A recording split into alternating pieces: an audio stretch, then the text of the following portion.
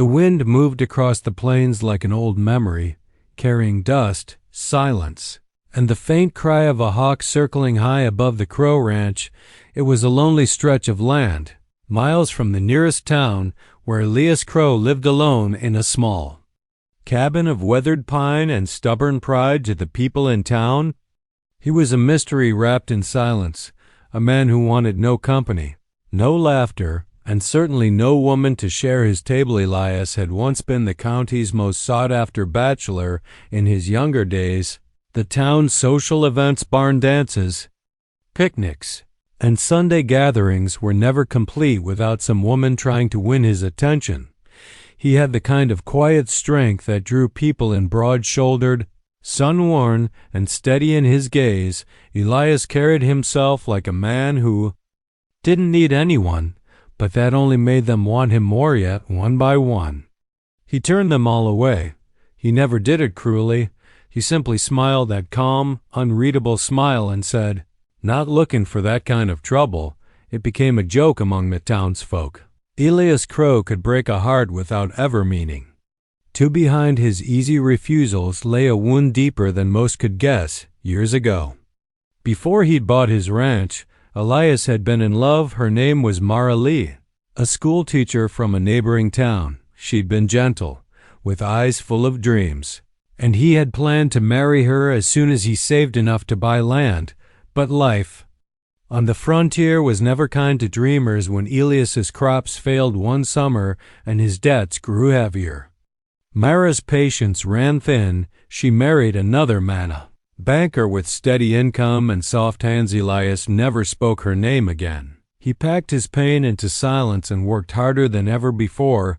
By the time he bought the land that became Crow Ranch, he had already buried his heart beneath it. Years turned him into the man the county whispered about, the one who refused every suitor, who didn't attend dances, who never even looked at the women, who still tried to catch his eye when folks asked him why he never settled down. He'd shrug and say, "Ain't no sense in fixing what ain't broke." But deep down, he knew something was broken, something he didn't have the strength to mend. Each day on the ranch began before dawn and ended long after sunset. The work filled the empty hours, mending fences, branding cattle, tending to the horses. He liked the rhythm of it. The order the land didn't talk back, didn't ask questions, didn't promise love and leave him cold. It just waited for him, season after season, to do his part. But as the years passed, the silence of the plains began to press heavier on him.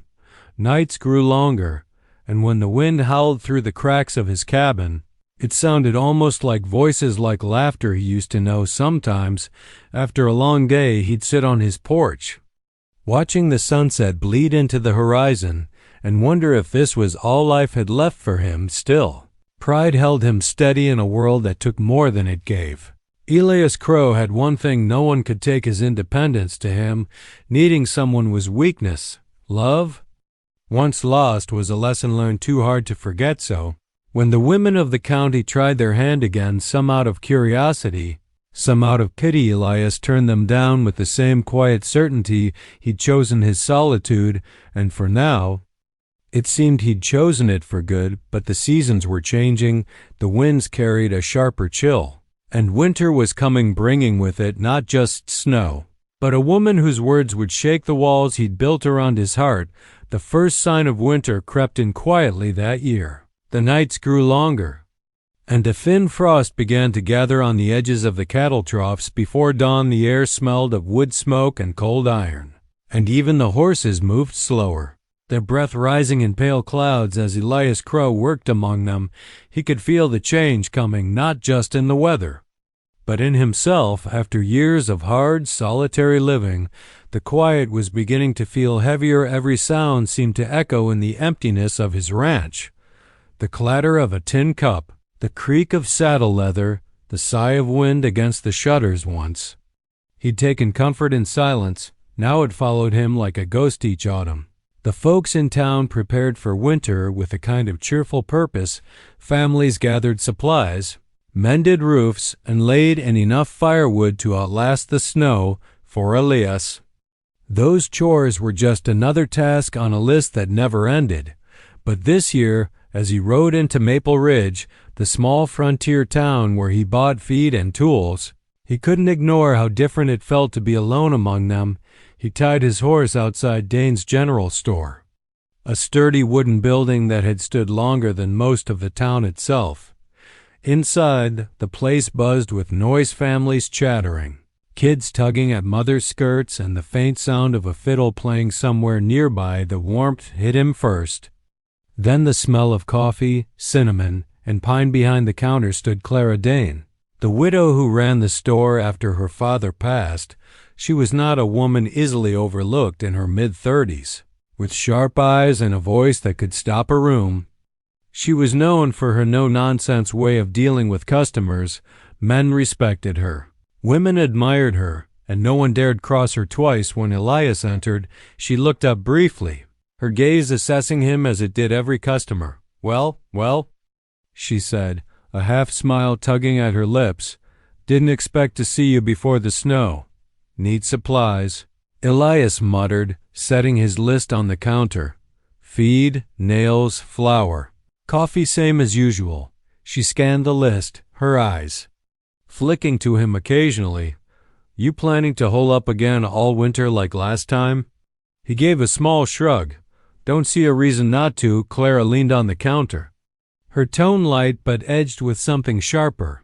Most folks prefer a little company through the cold months. You ever think that maybe solitude gets old? Elias didn't answer right away. He watched a young couple across the store, newlyweds. By the look of them laughing as they picked out blankets, something in his chest tightened. Company's overrated, he said finally. Clara smirked. Not buying it. Spoken like a man who's never had the right kind. Her words lingered after he left. Carried by the wind that swept down the main street, he told himself it didn't matter, that Clara was just being her bold, talkative self. But that night, back at his cabin, her voice seemed to echo in the firelight. Solitude gets old outside. The first snowflakes began to fall, small, uncertain things that melted as soon as they touched the ground. Winter was testing its steps. Elias sat by the hearth, staring into the flames, listening to the storm gathering in the distance. He told himself he was fine, that this was how it had always been, and how it was meant to stay. But deep down, in that quiet place he rarely acknowledged, a flicker of unease stirred. Maybe Clara Dane was right. Maybe pride couldn't keep a man warm forever. And as the snow started to cover the plains, the walls around his heart, built strong and high over the years, began, ever so slightly, to crack. Days turned into weeks, and the cold deepened across Maple Ridge. The sky hung low and gray, and a biting wind swept through the streets, carrying the scent of snow. Life slowed down. Wagons moved less frequently, and even the most talkative townsfolk had grown quieter, saving their warmth for their hearths. But in Dane's general store, the fire never went out, and neither did Clara Dane's sharp tongue. She was a woman who had learned long ago that survival on the frontier wasn't for the timid. Since her father's passing, she'd run the store on her own, ordering goods, managing accounts, and keeping order when tempers ran short. The men in town respected her, though a few whispered she was too proud or too opinionated. Clara didn't mind. She'd learned that a woman with a soft voice was often forgotten, but one who spoke her mind could carve her place in the world. Elias Crow had stopped by her store twice since their last conversation, each time speaking little and staying no longer than necessary. Yet each visit left Clara oddly unsettled. She'd known his kind before: quiet, self-contained, proud. But there was something about Elias that went beyond pride. It wasn't arrogance. It was sorrow disguised as strength. On a cold afternoon, when snow began falling thick outside, Elias came in again, his hat dusted white. He stamped his boots and walked to the counter, asking for lantern oil and salt. Clara fetched them without a word, but when he placed the money down, she didn't move to take it. You always talk less when the snow comes, she said, studying him. You hibernate like a bear. Elias's lips curved into the faintest hint of a smile. Bears don't waste words. Miss Dane, Clara folded her arms. Or maybe they just don't like the company. He glanced at her, a flicker of amusement or maybe challenge in his eyes. Never said I didn't like company, just said I didn't need it. That was enough to make her laugh softly. Though there was no humor in it. You sound just like my father spent his life saying he didn't need anyone. But when he died, it wasn't the work or the money he wished he'd had more of. It was people. The store grew quiet. Elias said nothing for a long moment, his gaze fixed on the worn wooden counter. Your father was a good man, he said finally. He was, Clara replied, her tone softening, but pride took more from him than hardship ever did. She met his eyes. And I think you know a thing or two about that. Her words hung between them. Warm as the fire crackling nearby, yet sharp enough to cut, Elias looked up slowly, and for a heartbeat. Clara thought he might actually say something personal, something real, but then he only tipped his hat and said, I should be going. He turned to leave. But her voice stopped him at the door. Elias, he paused. Pride's a fine thing to live with, she said, until it's the only thing you've got left. He didn't answer. Didn't even look back, just stepped out into the cold, the bell above the door jangling behind him. Clara watched him disappear into the swirling snow. A tall, lonely figure swallowed by winter that night. After she closed the store, she sat by the window, watching the storm rise for reasons she couldn't name. She worried about him. He lived miles from town, alone, with nothing but wind and cattle for company. She told herself it wasn't her concern, but something deep down said otherwise as the snow piled higher outside. Clara Dane realized that Elias Crow's solitude wasn't just stubbornness, it was pain, old and deep, and she, for all her independence, couldn't shake the feeling that she might be the only one brave or foolish enough to break through it. Winter came earlier than anyone expected. By mid-November, Maple Ridge was buried under white. The roads froze solid. The river slowed to a crawl beneath a sheath of ice, and life shrank to whatever could be reached by foot or horse in a blizzard. For most folks, that meant huddling close to family and fires. For Elias Crow, it meant silence, long, unbroken days filled with chores, the scrape of metal, and the moan of wind against his cabin walls. The storm had been raging for 2 days when a knock came at his door. It startled him. No one ever came this far out, especially not in weather like this. When he opened it, he found Tommy Dane, Clara's younger brother, shivering under a heavy coat and clutching a small sack. Miss Clara sent me, the boy said through chattering teeth. Said you probably ran low on coffee and flour. Elias frowned, glancing at the snow still falling thick beyond the boy. You rode up here in this mess for coffee? Tommy shrugged. She told me you'd say that. Elias sighed, took the sack, and pressed a few coins into the boy's hand. Tell your sister I appreciate it, but next time, don't let her send you out when the sky's trying to kill us. Tommy grinned, eager to be back in town. She said if you told me that, to tell you she doesn't take orders from men who don't know enough to ask for help. Elias almost smiled despite himself. Sounds like her. When the boy left, Elias stared at the supplies for a long time. He didn't need them. Not really, but the gesture had stayed with him. Clara Dane didn't strike him as the type to worry about others. Maybe he'd been wrong about her. Or maybe she was simply the kind of woman who refused to let someone freeze out of pride. 2 days later, the storm worsened. Snow came down like sheets of white fire, covering the fences, the barn, and nearly burying his front porch. Elias worked through it, stubborn as ever, fixing a collapsed rail despite the wind cutting at his skin. That's when he heard the sound of hooves. He turned and couldn't believe what he saw. Clara Dane, wrapped in a heavy brown cloak, was riding straight toward him through the storm. Her horse struggled against the drifts, but she kept going until she reached the fence line, dismounted, and stomped through the snow toward him. Are you out of your mind? Elias shouted over the wind. I could ask you the same. she shot back, cheeks red from the cold. You think the world's gonna fall apart if you don't fix every damn fence post yourself?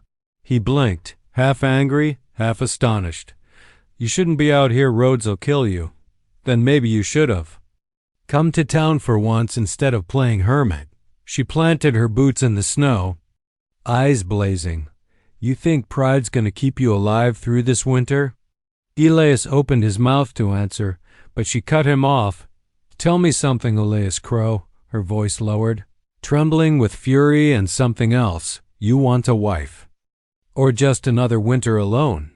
For a moment, the wind died between them. Her words hit harder than the cold, sharper than the snow against his skin. She wasn't flirting, and she wasn't mocking him. She was daring him to feel something again. He stared at her. Unable to speak, Clara's face softened just a little. I'm not saying I'm the one I'm saying. You can't keep living like a ghost and calling it peace. Before he could respond, a gust of wind howled, and snow came thick between them. Come inside, he said finally, his voice rough. You'll freeze out here. She hesitated, then nodded. Together they trudged through the storm toward his cabin, the world behind them lost in white inside. As the door shut against the wind, both knew something had changed. The walls that had kept Elias safe for years now felt too small to hold what had just begun. The storm howled like a living thing outside Elias Crow's cabin. Snow hammered the roof. Wind shrieked through every crack, and the darkness beyond the window seemed endless inside. The air glowed with the orange flicker of a single fire, its warmth pushing back the cold, but only barely. Clara Dane stood near the hearth. Her cloak hung to dry, her hair damp from melted snow. She looked out of place in the small, rugged cabin, too proud, too alive for such stillness. Elias had fetched her a blanket, but she refused it at first, saying, I'm not made of glass. Still, her fingers trembled slightly as she warmed them near the flames. He busied himself with small things, feeding the fire, checking the kettle, fixing the latch on the door, anything to avoid the truth that the two of them were now trapped together, alone by the storm. Storm's bad, he said finally, his voice rough from silence. You'll have to stay till morning, I figured, Clara replied. Her tone even. Wouldn't be the first time I've waited out a man's stubbornness that made him look up, just in time to catch the spark of amusement in her eyes for a moment. It almost felt like the years hadn't hardened him. They ate in near silence, beans and cornbread, nothing fancy, but warm. The fire popped softly, and outside, the wind roared on somewhere between the crackle of wood and the ticking of the clock. The tension between them shifted. The air felt heavier now, filled with things neither had the courage to say. Clara broke the silence first. You ever wonder why you do it? He frowned. Do what? Hide, she said simply. From people, from life, from whatever it is that scares you. He stared into the fire. Ain't hiding, just learn not to expect much from folks. That's not the same thing, she said. You can't keep punishing yourself for something that's already gone. Elias's jaw tightened. He didn't answer after a moment. Clara leaned back in her chair, her voice softer now. I know what loss feels like. Elias, my father, wasn't an easy man, but when he died, I thought I'd crumble. I had no one left to tell me what to do, but then I realized loneliness don't mean you stop living. It means you decide how to keep living. He looked at her then, really looked past the sharp tongue and the stubborn eyes, to the weariness behind them. She wasn't some fiery town woman trying to tame him. She was a soul like his, bruised, but unbroken. Used to be someone, he said quietly. Her name was Mara. Thought we'd build a life together, but I couldn't give her what she wanted, security. Maybe she found that somewhere else. Clara's expression softened. But she didn't pity him, so instead of forgiving yourself, you built a fence around your heart and called it strength. He gave a short, bitter laugh, something like that. For a while, neither spoke. The fire burned lower, its light painting the room in gold and shadow. Then Clara rose, walked over, and placed another log on the flames. When she turned back, her eyes met his steady, unflinching. "Elias," she said quietly, "you can spend the rest of your life hiding behind pride. Or you can start living again, maybe not with me, but with someone, with anyone. Life's too cold to go through it alone." He didn't answer. But something in him shifted, a slow, deep thaw that had nothing to do with the fire outside. The storm raged, but inside the cabin, the silence had changed. It was no longer empty, it was full of warmth, of truth. Of two people who'd stopped pretending they weren't lonely when dawn finally broke. Light spilled through the frosted window. The storm had passed. Leaving the world white and new, Clara stood by the door. Wrapping her cloak around her shoulders, Elias walked her to her horse. The snow crunching under their boots, she looked back once before riding away. Neither spoke. A goodbye, but both knew something had begun that night. Quietly, like the first spark of spring beneath the frost by the time the snows melted. Maple Ridge had changed, and so had Elias Crow. The hard months of winter had stripped away more than just the leaves and grass. They had peeled back the layers of silence he'd built around himself. The days grew longer, the air softer, and the land that had slept beneath a blanket of white slowly came back to life. For Elias, the first sign of spring wasn't the blooming of the wildflowers or the thawing of the cricket. Was the ache of restlessness that took hold of him one morning he rose before sunrise, as he always did, but instead of mending fences or tending to the herd, he found himself standing on the porch, staring toward the horizon where the town lay hidden in the distance. It had been weeks since he'd seen Clara Dane after that long night in the storm. She'd left at dawn without a word. He'd watched her ride away through the snow until she was nothing but a dark speck swallowed by the white. She hadn't come back. And he hadn't gone after her. Not because he didn't want to, but because he didn't yet know how. Still, her words had stayed with him like an ember that refused to die. "Life's too cold to go through it alone." He'd repeated them 100 times through the long winter nights. And somehow they had warmed him more than the fire ever could by early spring. He'd made up his mind one crisp morning. Elias saddled his horse, cleaned himself up as best he could, and put on his old Sunday coat, the one he hadn't worn since the year his mother passed. The mirror above the wash basin reflected a man older than he remembered. Lines deeper around his eyes, but something else to a steadiness that came from finally knowing what he wanted when he rode into Maple Ridge. Folks turned to look. It wasn't often that Elias Crow came to town, let alone dressed decent and looking like he meant business. Some whispered, some smiled knowingly, but he paid them no mind. His boots echoed on the wooden porch of Dane's General Store as he stepped inside. Clara was behind the counter, sorting ledgers when she looked up and saw him. Her eyes widened just slightly before she masked it with a composed smile. "Well," she said, "if it isn't the county's most elusive cowboy, what brings you down from your mountain?" Elias took off his hat and held it against his chest. "Needed to restock," he said, then added, "and maybe settle something else." Clara raised a brow. "Oh? What kind of something?" He took a slow breath. "You once asked me if I wanted a wife or just another winter alone." A faint blush crept into her cheeks. Though she kept her tone steady, "I remember." "Well," he said, stepping closer, "turns out I've had my fill of winters, for a heartbeat." Neither spoke. The store was quiet except for the faint ticking of the clock on the wall.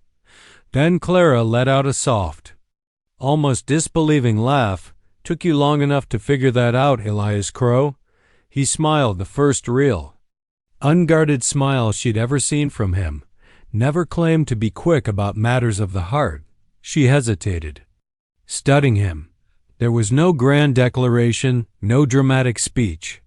Just a simple truth shining in his eyes. Finally, she nodded, her voice gentle. "I suppose a man's allowed to change his mind after a long winter." Over the following weeks, things between them unfolded naturally. Elias began visiting town more often, helping Clara stock supplies, fixing the store's porch rail, even joining her for supper when the evenings turned cool. The townsfolk noticed, of course, some whispered, others smiled, but neither of them cared spring had come, and with it, a quiet understanding that needed to fill with words one Sunday. As they walked down the dusty street together, a breeze carried the scent of blooming sage and wild roses. Clara glanced up at him, eyes bright beneath the brim of her hat. "So," she teased lightly, "think you can handle another summer with company?" Elias chuckled, offering her his arm. "Reckon I've had enough solitude to last me a lifetime." And as they walked side by side into the warmth of a new season, the man who had once turned down every suitor in the county finally found something worth saying yes to, not out of loneliness, but love.